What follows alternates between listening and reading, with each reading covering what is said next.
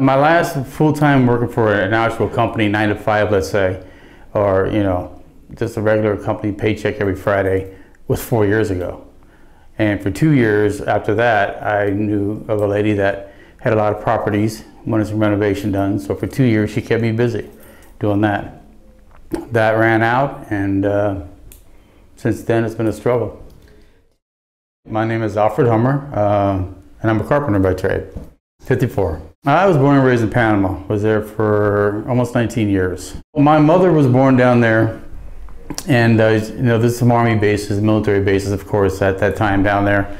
And my mother had met my father, who was in the Air Force. When I first came to the States, well, I was in El Paso. It was more or less a culture shock to me. So, I tried to find work, and the only job I got was for $1.29 an hour at an A&W plus tips. And I'm thinking, well, this isn't really going to get me anywhere. I got onto a production company doing in a rubber factory, doing rubber molding and gaskets and stuff, and did that for a few years in a union shop. And took my love for working on wood and took it into the wood production business. And at that time, lumber was okay. There was no spotted owl issues. And there's a good steady flow of lumber coming, and building industry was doing good, and things were booming, and the last few years has been really bad. Well, I started off at first as, in the rough trade of a rough carpenter, and that'd be framing, doing roofings and things of that sort. And they were mostly, I started getting to doing, a lot of cabinet works and custom things like that. And like I said, majority of them were all laid off. And around here, that goes for par, and unless you're really in the door for a lot and have a tenure, if you're hired in a position like that, when it starts coming wintertime around here, at least at that time, you might be on the bubble to not be working that winter. I used to be able to have a job in another 2 weeks if I wanted to, and be working again.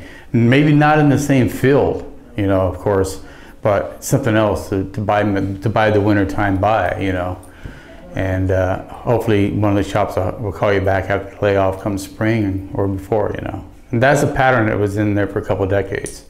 I've always believed if a man's working, then he's producing what he has to do and being productive, then, don't put him down for what he wants to do. I mean, I've tried even at other shops, little restaurants, even McDonald's and things now, and have not gotten the response. My age, I'm getting older now, so it's a little tougher for sure.